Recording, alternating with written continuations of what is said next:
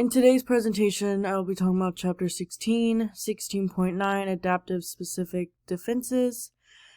In this presentation, I will be describing or discussing the parts of the antibody molecule, which is here. I did this early to show just the shape of it and what I'm talking about specifically. In the molecule, it has a globular proteins, gamma globulin fraction of plasma proteins that are made there.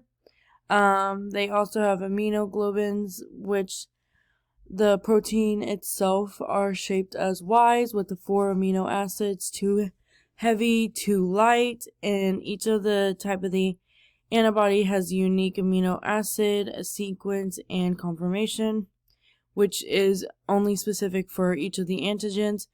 And then I'm going to go back here to the 2 heavy, 2 light. Here it shows the 2 heavy right here, and then the 2 light right here.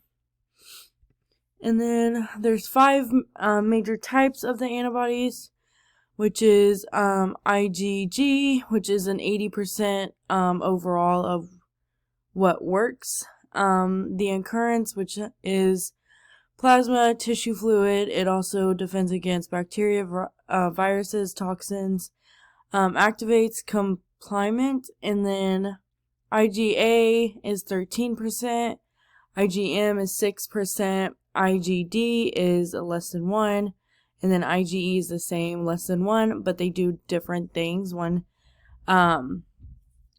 activates B cells, and one promotes inflammation and allergic responses.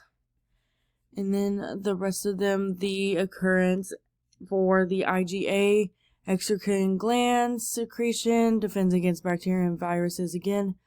The occurrence for the IgM is plasma, and then reacts with antigens on some of the red blood cells, membranes following mismatched blood transfusions, and then activates complements. Thank you.